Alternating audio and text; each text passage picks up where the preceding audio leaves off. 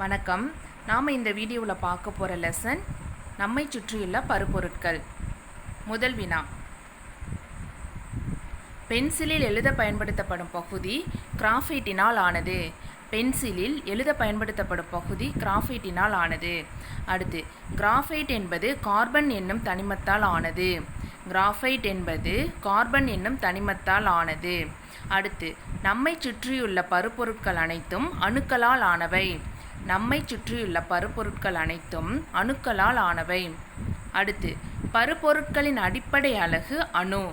பருப்பொருட்களின் அடிப்படை அலகு அணு. அடுத்து, மிகச்சிறந்த ஒளியியல் நுண்ணோக்கியை கொண்டும் நம்மால் அணுக்களை காண இயலாது. மிகச்சிறந்த ஒளியியல் நுண்ணோக்கியை கொண்டும் நம்மால் அணுக்களை காண இயலாது.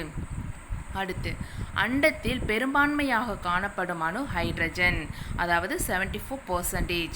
அண்டத்தில் பெரும்பான்மையாக காணப்படும் அணு ஹைட்ரஜன் 74% காணப்படுது. பூமியின் மீது காணப்படும் 3 முக்கிய அணுக்கள் இரும்பு, ஆக்சிஜன் மற்றும் சிலிக்கன். பூமியின் மீது காணப்படும் 3 முக்கிய அணுக்கள் இரும்பு, ஆக்சிஜன் மற்றும் சிலிக்கன். ஒரு அணுவானது மற்றொரு அணு அல்லது அணுக்களுடன் இணைந்து உருவாக்கும் கூட்டுப்பொருள் மூலக்கூறு எனப்படும். ஒரு அணுவானது மற்றொரு அணு அல்லது அணுக்களுடன் இணைந்து உருவாக்கும் கூட்டுப்பொருள் மூலக்கூறு எனப்படும். அடுத்து, ஆக்சிஜன் எனும் மூலக்கூறு 2 அணுக்களால் ஆனது. ஆக்சிஜன் எனும் மூலக்கூறு 2 அணுக்களால் ஆனது. இதனுடைய மூலக்கூறு வாய்ப்பாடு O2. அடுத்து, ஓசோன் மூலக்கூறு 3 அணுக்களால் ஆனது. ஓசோன் மூலக்கூறு 3 அணுக்களால் ஆனது. ஓசோன் மூலக்கூறினுடைய மூலக்கூறு வாய்ப்பாடு O3. அடுத்து, நீர் மூலக்கூறு 3 அணுக்களால் ஆனது. நீர் மூலக்கூறு 3 அணுக்களால் ஆனது, அதாவது H2O. நீர் மூலக்கூறினுடைய மூலக்கூறு வாய்ப்பாடு H2O. அடுத்து, ஒரே ஒரு அணுவை கொண்ட மூலக்கூறு ஓரணு மூலக்கூறு எனப்படும். ஒரே ஒரு அணுவை கொண்ட மூலக்கூறு ஓரணு மூலக்கூறு எனப்படும். இதுக்கு எடுத்துக்காட்டு மந்த வாயுக்கள். மந்த வாயுக்களுக்கு எடுத்துக்காட்டு helium, neon, argon, krypton, xenon, radon. இதெல்லாம் தனித்த அணுக்களாக காணப்படுகிறது. அடுத்து, 2 அணுக்களை கொண்ட மூலக்கூறுகள் ஈரணு மூலக்கூறுகள் எனப்படும். 2 அணுக்களை கொண்ட மூலக்கூறுகள் ஈரணு மூலக்கூறுகள் எனப்படும். இதற்கு எடுத்துக்காட்டு ஆக்சிஜன், நைட்ரஜன், ஹைட்ரஜன். ஆக்சிஜனின் மூலக்கூறு வாய்ப்பாடு O2, நைட்ரஜனினுடைய மூலக்கூறு வாய்ப்பாடு N2, ஹைட்ரஜன் மூலக்கூறோட வாய்ப்பாடு H2. அடுத்து, 3 அணுக்களை கொண்ட மூலக்கூறுகள் மூவணு மூலக்கூறுகள் எனப்படும். 3 அணுக்களை கொண்ட மூலக்கூறுகள் மூவணு மூலக்கூறுகள் எனப்படும். இதற்கு எடுத்துக்காட்டாக ozone, carbon di oxide, sulphur di oxide இதெல்லாம் குறிப்பிடலாம். Ozone O3, carbon di oxide CO2, sulphur di oxide SO2. அடுத்து, 3க்கும் மேற்பட்ட அணுக்களை கொண்ட மூலக்கூறுகள் பல அணு மூலக்கூறுகள் எனப்படும். 3க்கும் மேற்பட்ட அணுக்களை கொண்ட மூலக்கூறுகள் பல அணு மூலக்கூறுகள் எனப்படும். இதற்கு எடுத்துக்காட்டு பாஸ்பேட், சல்ஃபர். இதற்கு எடுத்துக்காட்டாக பாஸ்பேட், சல்ஃபரை குறிப்பிடலாம். பாஸ்பேட் ஹைட்ரஜன் பாஸ்பேட்னா H2PO4 வரும். சல்ஃபருடைய மூலக்கூறு வாய்ப்பாடு S8. அடுத்து, வேதி பிணைப்பினால் இணைந்த குறிப்பிட்ட எண்ணிக்கையிலான ஒரே வகையான அணுக்களை கொண்ட மூலக்கூறுகள் ஒரே தனிமத்தின் மூலக்கூறுகள் எனப்படும். வேதி பிணைப்பினால் இணைந்த குறிப்பிட்ட எண்ணிக்கையிலான ஒரே வகையான அணுக்களை கொண்ட மூலக்கூறுகள் ஒரே தனிமத்தின் மூலக்கூறுகள் எனப்படும். இதற்கு எடுத்துக்காட்டு ஆக்சிஜன், நைட்ரஜன், ஹைட்ரஜன். இதில் எல்லாத்துலேயுமே ஒரே தனிமத்தினுடைய மூலக்கூறுகள் தான் காணப்படுது.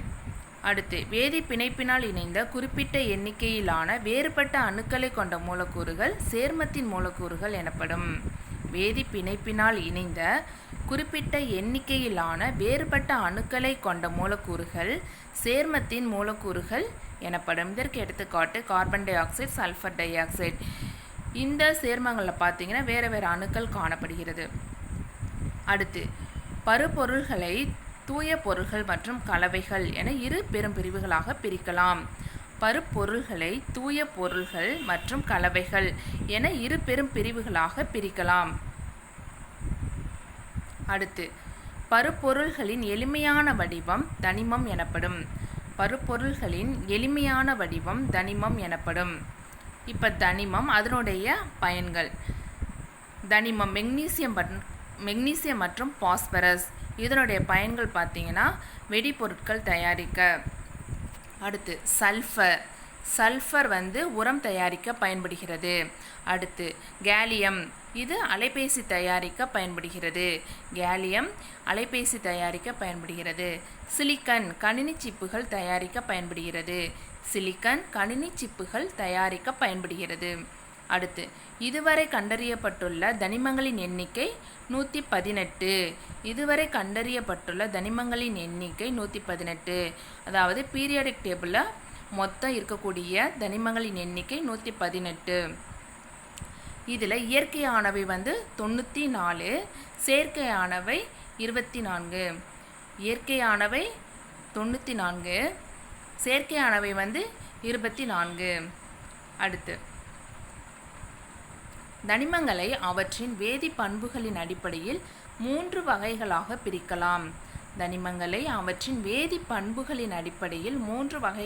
பிரிக்கலாம். அவை உலோகங்கள், உலோகப் போலிகள். இப்போ உலோகங்களின் பண்புகளை பற்றி பார்க்கலாம். உலோகமாக இருந்ததுன்னா அதனுடைய பண்புகள் பின்வருமாறு இருக்கும். உலோகங்களின் பண்புகள்: கடினத்தன்மை உடையவை, பளபளப்பானவை, கம்பியாகவோ தகடாகவோ மாற்ற முடியும், மின்சாரம் மற்றும் வெப்பத்தை நன்கு கடத்தக்கூடியவை. அடுத்து ஒளி எழுப்பும் தன்மை உடையவை. இதை எல்லாமே உலோகங்களின் பண்புகளாக குறிப்பிடுறாங்க.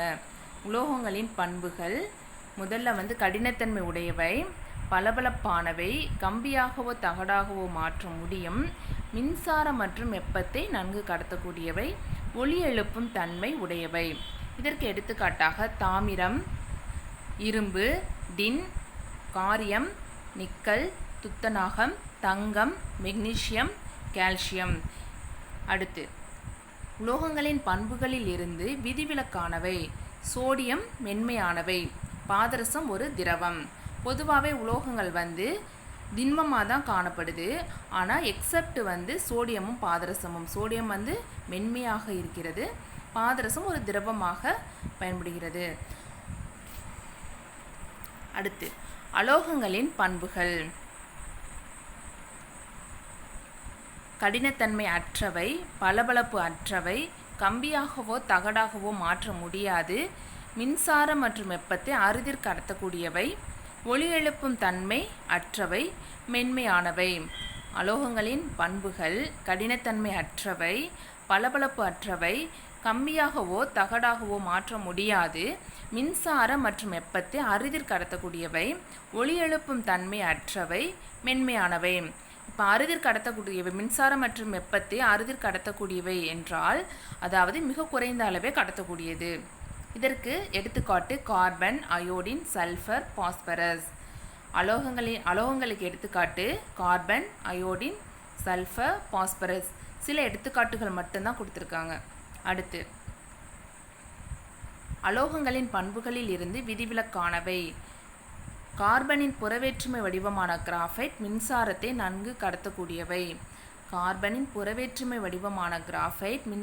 நன்கு கடத்தக்கூடியவை. அடுத்து திரவ நிலையில் காணப்படும் ஒரே அலோகம் புரோமின். அடுத்து உலோகங்கள் மற்றும் அலோகங்களின் பண்புகளை வெளிப்படுத்தும் தனிமங்கள் உலோகப் போலிகள் எனப்படும். உலோகங்கள் மற்றும் அலோகங்கள் இரண்டினுடைய பண்புகளை வெளிப்படுத்தும் தனிமங்கள் உலோகப் போலிகள் எனப்படும். அடுத்து உலோகப் போலிகளுக்கு எடுத்துக்காட்டு சிலிக்கன், ஆர்சனிக், ஆன்டிமனி மற்றும் போரான். உலோகப் போலிகளுக்கு எடுத்துக்காட்டு சிலிக்கன், ஆர்சனிக், ஆன்டிமனி மற்றும் போரான். அடுத்து IUPAC என்பதன் விரிவாக்கம் International Union of Pure and Applied Chemistry. IUPAC என்பதன் விரிவாக்கம் International Union of Pure and Applied Chemistry. அடுத்து மனித உடலின் நிறையில் ஏறத்தாழ 99% நிறையானது 6 வேதியியல் தனிமங்களால் ஆனது.